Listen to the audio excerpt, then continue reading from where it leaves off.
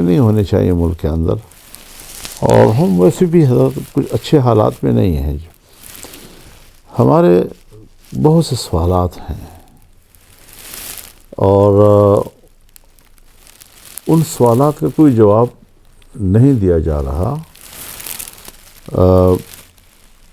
India کے ساتھ ہماری جنگ، مشرقی سرحد پر ہماری جنگ، مغربی سرحد پر ہماری جنگ، اور سوشل میڈیا کے زور سے ہم جنگ جیت رہے ہیں اور ہم جنگ جیت رہے ہیں اور جنگ جیت رہے ہیں. اس کا کیا فائدہ ہے؟ تو ہمیں کیوں جنگ لڑنی چاہیے؟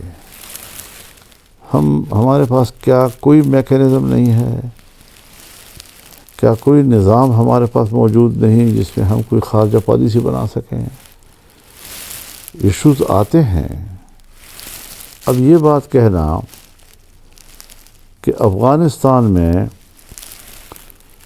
وہ مسلح گروہ کہ جو پاکستان میں آ کر کارروائی کرتے ہیں ان کے مراکز ہیں، تو ہم اندر جا کر سٹرائک کریں گے.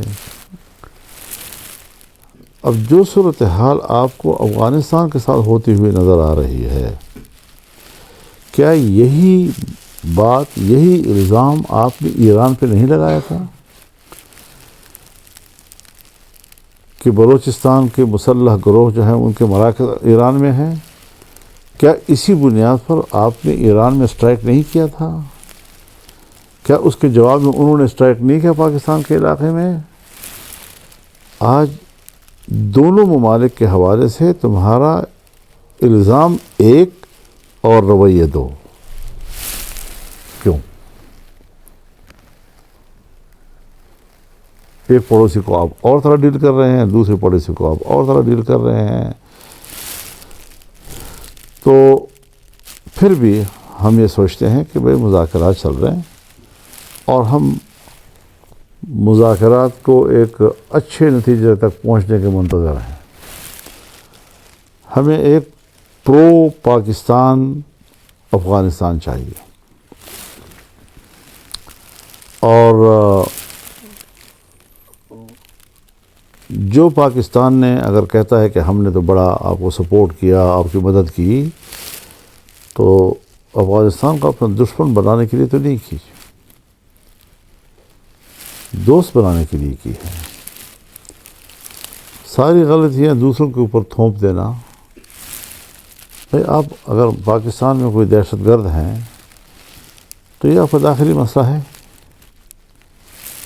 اور ان کے ساتھ تو نمٹ لو، پھر باہر جاؤ، پھر دوسروں سے بات کرو. تو یہ ساری چیزیں ہیں، اس میں ہم اس پہلو کو بھی نظر انداز نہیں کر سکتے کہ امریکہ یا مغربی دنیا اس کا نظریہ کیا ہے اس وقت. 9/11 کے بعد مغربی دنیا اور امریکہ کی جو ذہنیت ہے اس کا تسلسل برقرار ہے کہ ان کو مذہب سے، اسلام سے، مذہبی شناخت سے، داڑھی پگڑی سے، مسجد اذان سے نفرت ہو گئی ہے. اب افغانستان میں جنگ کے ذریعے سے وہ ان کا خاتمہ نہیں کر سکتے تھے، ان کو افغانستان چھوڑنا پڑا، ناٹو کو بھی بھاگنا پڑا، امریکہ کو بھی بھاگنا پڑا. اب اس وقت اگر پاکستان افغانستان میں کارروائی کرتا ہے تو دنیا میں تاثر یہی جائے گا کہ امریکہ اور مغربی دنیا افغانستان میں امارت اسلامیہ کے قیام کو برداشت نہیں کر سکی، تو پاکستان جو ہے وہ اب وہاں پر فوجی کارروائی کے لیے تیار ہو گیا ہے. تو ضیاء الحق کے زمانے میں بھی ہم تیار ہو گئے تھے افغانستان میں، مشرف کے زمانے میں بھی ہم تیار ہو گئے تھے، تو اب ایک بار پھر ہم اس کے لیے تیار ہو رہے ہیں. بظاہر قوم کے سامنے ہم اور وجوہات رکھتے ہیں. اگر آپ پاکستان کے اندر دہشت گردی کی وجہ سے افغانستان سے شکایت کر رہے ہیں تو پاکستان کے اندر کی دہشت گردی کو ختم کرو، اس میں آپ کو کس نے روکا ہے؟ یہ تو آپ کو داخلی معاملہ بنتا ہے جی۔ تو یہ بذات خود اپنی چیزیں ہیں۔ پھر دیکھیے تازہ انڈیا نے ہمارے 2 مراکز پر حملہ کیا، ایک بہاولپور میں اور ایک مریدکے میں۔ اگر ہم کہتے ہیں کہ جی وہاں پر مراکز ہیں اس لیے ہم وہاں اسٹرائک کر رہے ہیں، تو کیا آپ انڈیا کے الزام کو جائز تو نہیں قرار دے رہے ہیں؟ ہر چیز کو فوری طور پر دوسرے پہلو سے بھی دیکھنا چاہیے۔ تو اگر افغانستان میں اسی دلیل کے ساتھ آپ وہاں پر کارروائی کا حق اپنے پاس رکھتے ہیں، تو یہی چیز جو ہے پھر تو انڈیا کے لیے بھی آپ جواز دے رہے ہیں اس پہ کہ وہ پاکستان میں کر سکے گی۔ لہذا جو چیز اصولاً غلط ہے تو پھر وہ ہر جگہ غلط ہے۔ ہم انڈیا کی رائے کو بھی غلط سمجھتے ہیں، پاکستان بھی اس طرح کی رائے قائم نہ کرے اور بلا وجہ جو ہے جنگوں کے شوق میں نہ رہے۔ اسلام کی تعلیم یہ ہے، جناب رسول اللہ صلی اللہ علیہ وسلم فرماتے ہیں اللہ سے عافیت مانگا کرو اور دشمن کا سامنا کرنے کی تمنا نہ کیا کرو۔ ہاں اگر آ گیا آمنے سامنے ہو گئے پھر ڈٹ جاؤ۔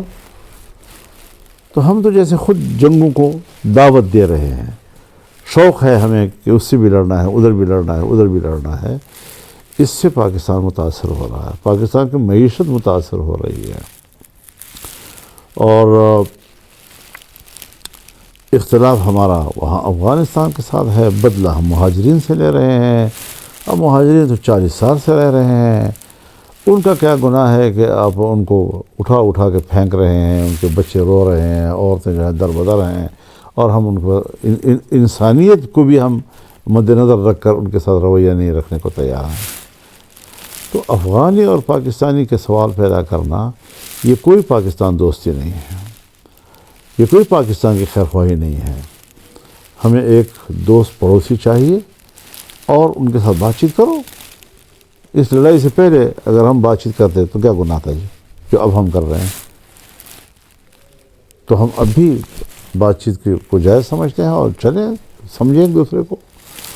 اور جو ممالک بیچ میں ثالثی کا کردار ادا کر رہے ہیں، قطر ہے یا ترکی ہے، ہم ان کے شکر گزار ہیں اور ہم سوچتے ہیں کہ ان کا احترام کیا جائے، وہ ہمارے خیر کے لیے سوچ رہے ہیں جو۔ تو یہ تو ہمارا اس حوالے سے ایک رائے ہے اور اس رائے کو سمجھنا چاہیے ان کو۔ ہم آنکھیں بند کر کے ساتھ دینے والے نہیں ہیں، نہ ہمارا آرمی چیف سے کوئی لڑائی ہے، نہ ہماری کوئی نواز شہباز شریف سے کوئی لڑائی ہے، نہ ہماری فوج سے کوئی لڑائی ہے، نہ ہماری بیوروکریسی سے کوئی لڑائی ہے۔ ہم اپنے ملک میں ایک رواداری کا ماحول ہر وقت دیکھنا چاہتے ہیں، اور جمعیت علماء اسلام نے تو مسلسل اس رواداری کے ماحول کو برقرار رکھنے کے لیے، یعنی یہاں تک کہ ہم پہ تنقیدیں شروع ہو گئیں۔ پھر اپنے ملک کے اندر آپ محاذ پہ محاذ کھول رہے ہیں، مسلح گروہوں کے ساتھ آپ کی الگ جنگ ہے، کے پی میں آپ کی الگ جنگ ہے، بلوچستان میں آپ کی الگ جنگ ہے، پنجاب میں آپ دینی مدارس کا ناک میں دم کر رکھا ہے۔ مولانا صاحب یہ بتائیے گا کہ افغانستان کے ساتھ ہمارے پہلے بہت اچھے تعلقات رہے ہیں، ابھی جس طرح افغانستان کے لوگوں کو ڈی پورٹ کیا جا رہا ہے، یہاں میلوڈی پارک میں 300 سے زائد فیملیز جو ہے وہ کھلے آسمان تلے، ہفتہ 10 دن پہلے ایک ماں نے نومولود بچے کو پیدائش دی ہے، تو اس سردی میں وہ راتیں گزارتے ہیں۔ آپ اس میں کچھ ان کی ہیلپ کریں گے کہ حکومت سے بات کی جائے، ان کو ڈیپورٹ نہ کیا جائے یا پھر ان کو گھر وغیرہ دوبارہ دیا جائے؟ دیکھیے یہ بات آج کی نہیں ہے، یہ ابھی جب نواز شریف صاحب کی حکومت تھی اس وقت کی ہے، اور اس وقت بھی جب صوبہ خیبر پختونخوا سے کچھ قافلے اٹھائے گئے اور بھیجے گئے تو ہم نے ہی اس پر احتجاج کیا اور ہم نے کہا یہ طریقہ ٹھیک نہیں ہے۔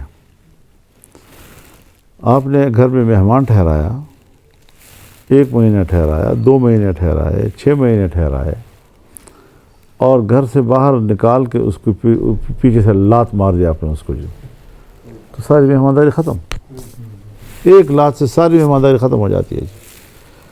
40 سال اگر وہ ہمارے ہاں مہمان رہے ہیں تو مہمان کو اس طرح نکالا جاتا ہے ذلیل کر کے، گالیاں دے کے، اور صحراؤں میں پھینک کر، بھوک پیاس کے ساتھ،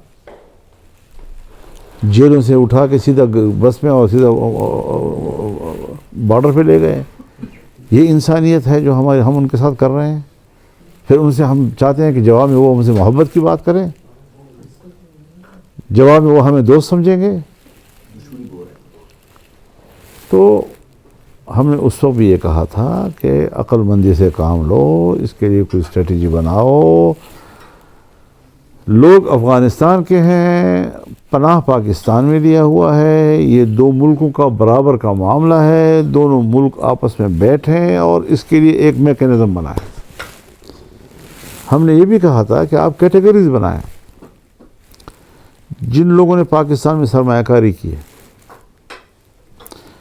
جن کے ہمارے بینکوں میں پیسے ہیں اور ایسے پیسے کہ اگر وہ نکال لیں تو بینک دیوالیہ ہو جائے، آپ ان کو تحفظ دیں تاکہ پاکستان میں جو سرمایہ کاری ہے، ان کا پیسے کا عمل ہے، پاکستان استفادہ کرتا رہے. وہ بھی کاروبار کریں گے، ہمیں بھی فائدہ ہوگا. جو ہمارا سکل ہے، ہمارے ہاں ڈاکٹر بنا ہے، ہمارے ہاں انجینئر بنا ہے، مختلف شعبوں میں اس نے مہارت حاصل کی ہے، وہ کیوں نہ پاکستان کے کام آئے؟ اور کیوں آپ دھکیلیں ان کو افغانستان کی طرف؟ تو ان کے لیے الگ کیٹیگری مقرر کریں، پاکستان میں شہریت دیں یا ان کو پاکستان میں ویزے دیں اور پاکستان میں ملازمتیں دیں، تاکہ ہمارے ملک کی خدمت کر سکے. پڑھے یہاں ہیں، انویسٹمنٹ ہماری ہوئی ان کے اوپر. پھر اسی طریقے سے وہ بچے جو ابھی پڑھ رہے ہیں، اب اگر 8ویں جماعت میں پڑھنے والا، 10ویں جماعت میں پڑھنے والا، 12ویں جماعت میں پڑھنے والا، اگر آپ آج دھکیل کر ادھر لے جائیں گے تو وہاں پر نصاب اور یہاں نصاب اور، تو اس کی تو 8-10 سال کی تعلیم آپ نے ضائع کر دی. یہ انسانی حقوق کا معاملہ ہے. مولانا صاحب اس میں